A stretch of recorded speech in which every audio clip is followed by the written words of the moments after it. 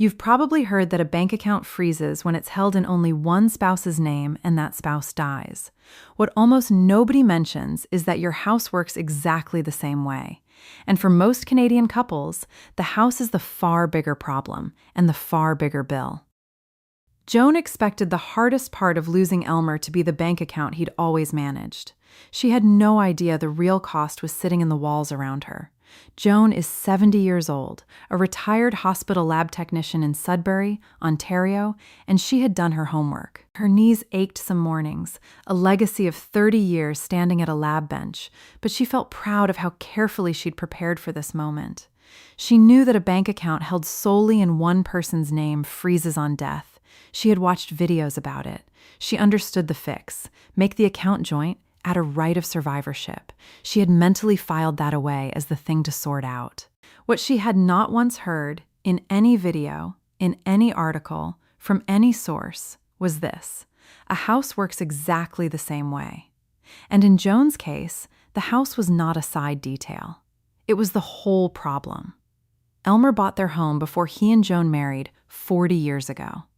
It stayed in his name alone through the entire marriage. Not a deliberate choice, not a plan, just an old habit never revisited, the same never got around to it.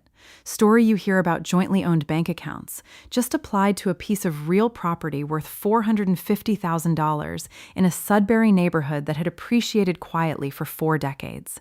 When Elmer died, that home became an estate asset. Frozen. Inaccessible. Unsellable. In exactly the same way a solely owned bank account becomes an estate asset. It didn't matter whether Joan needed to sell it, whether she needed to refinance it, or whether she'd lived in it her entire married life. The land registry office does not look at the length of the marriage. It looks at whose name is on the title. Several weeks after the funeral, Joan sat at her kitchen table in Sudbury with a letter from a probate lawyer open in front of her. The lawyer said, "Before you can list this property, transfer it into your name, or refinance it, you need a certificate of appointment of estate trustee from the Ontario court. That is Ontario's name for probate.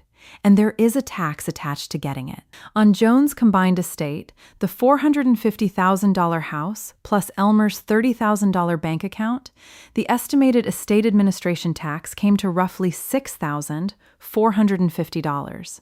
Joan set the letter down on the table.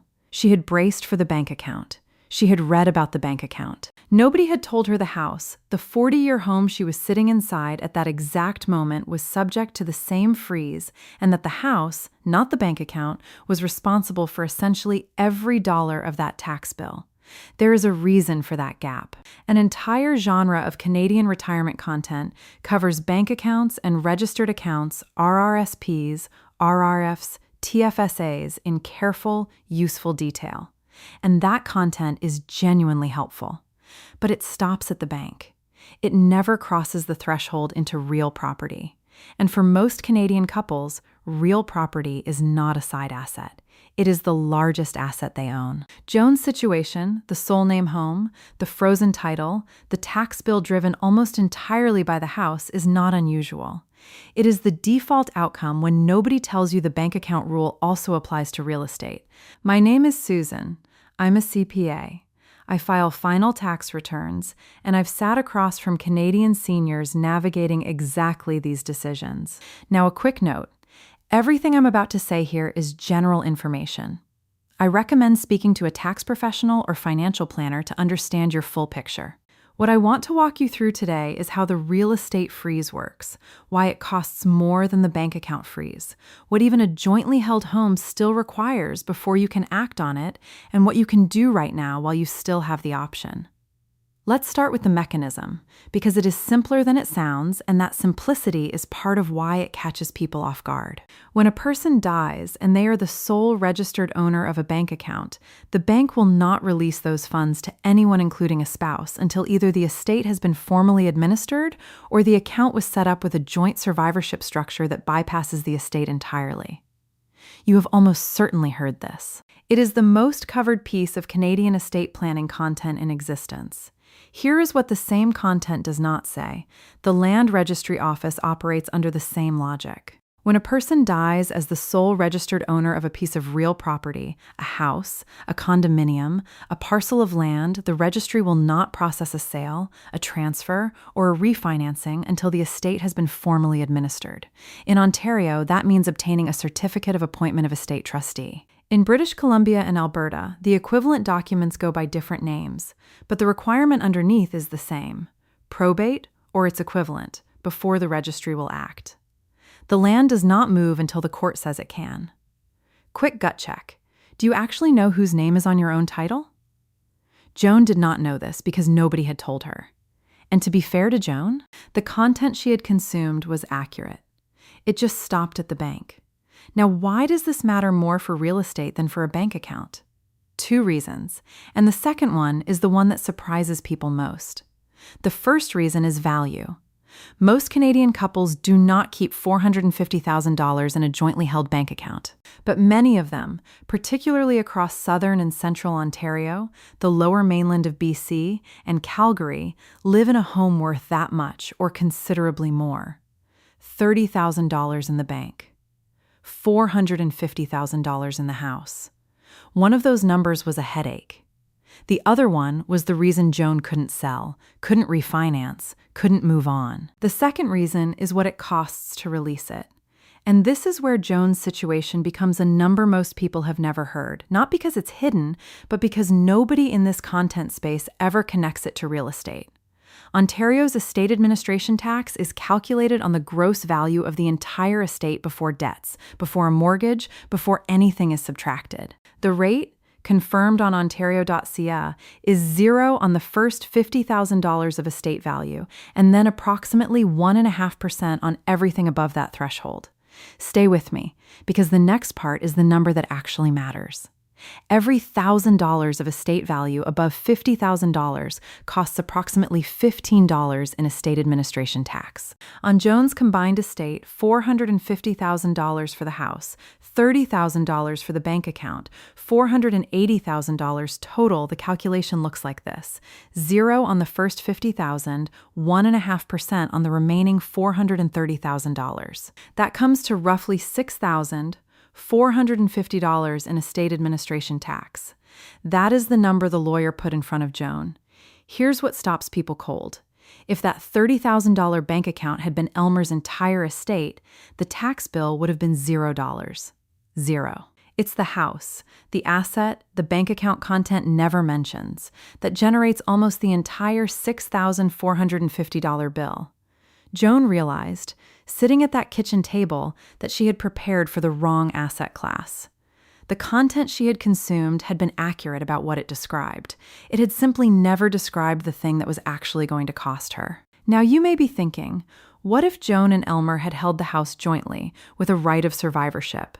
That is the fix the bank account content recommends for bank accounts. Does it work the same way for real estate? The short answer is partially. And the gap between partially and completely is where people get caught out a second time. If a home is held in joint tenancy, with right of survivorship, meaning both names are on the title, with survivorship explicitly structured, then yes, the beneficial ownership of the home does pass to the surviving spouse on death. The home does not go through the estate in the same way as a solely owned property. That part is real.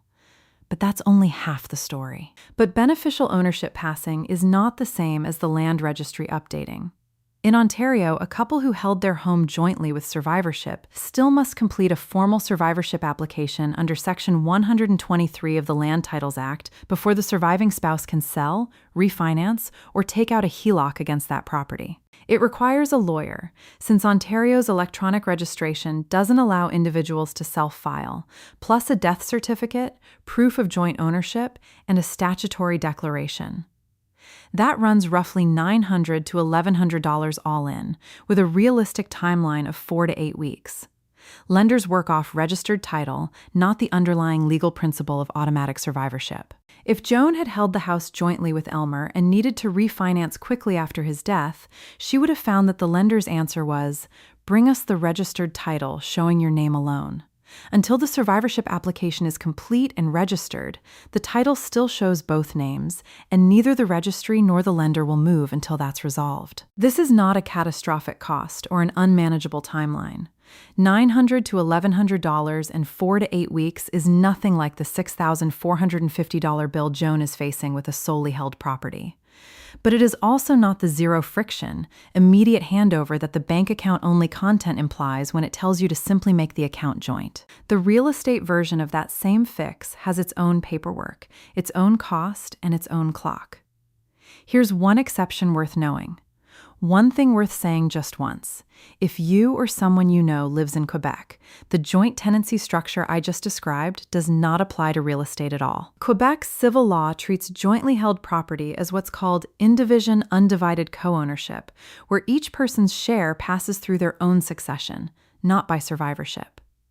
That is confirmed by Educaloy. A Quebec resident who assumes their jointly held home will pass to their spouse the way a joint bank account does is working from an assumption that Quebec's legal structure simply does not support.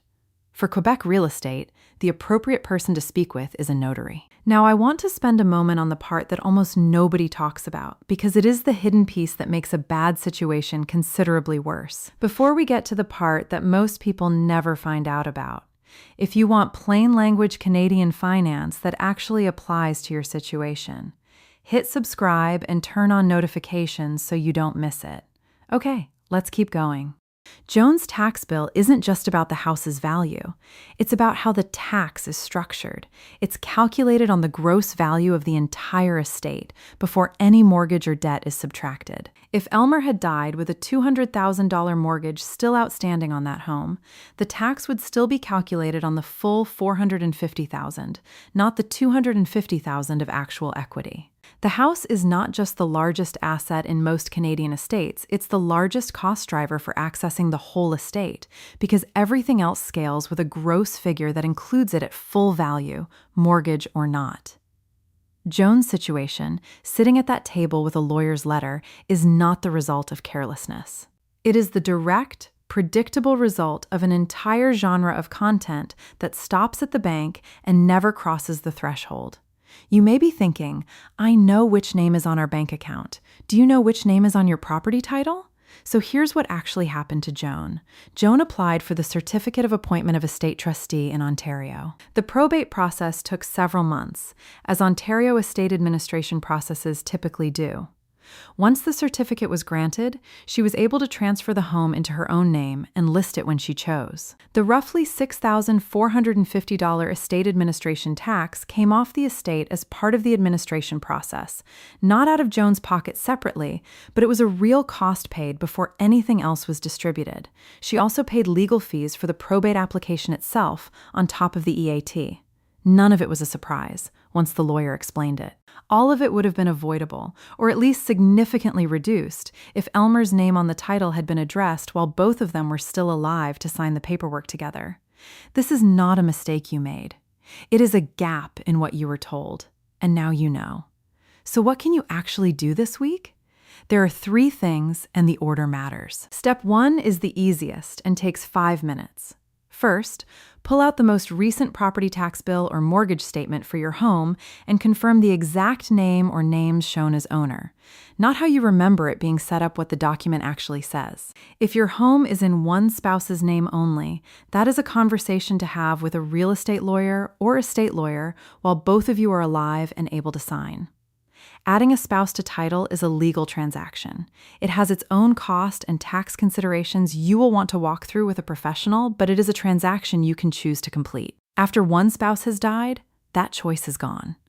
Step 2 is for anyone who thinks they've already handled this. Second, if your home is already jointly held, ask your lawyer or notary whether the survivorship is properly structured and make sure you understand that, in Ontario, a survivorship application under the Land Titles Act will still be required after the first spouse dies before the property can be sold or refinanced. Budget roughly $900 to $1,100 and 4 to 8 weeks for that process. In British Columbia, the equivalent is called a transmission to surviving joint tenant through the Land Title Survey Authority, with its own process and timeline. In Quebec, confirm with a notary that the joint survivorship structure you're expecting actually applies to your real estate, because under Quebec's civil law, it may not. Step 3 is the conversation most people put off. Third, if you haven't spoken with an estate lawyer about probate costs in your province, have that conversation now and bring your home's estimated market value with you. In Ontario, the tax is 0 on the first $50,000, then roughly 1.5% on the remainder, calculated on gross value, including your home at full market value, before any mortgage. Knowing that number in advance is a different situation than having a lawyer hand it to you in a letter weeks after. The funeral. The thread running through everything in this video is simple.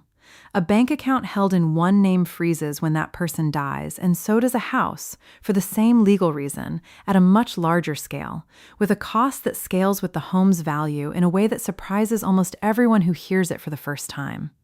I'll say it again. This is general information, not advice for your specific situation.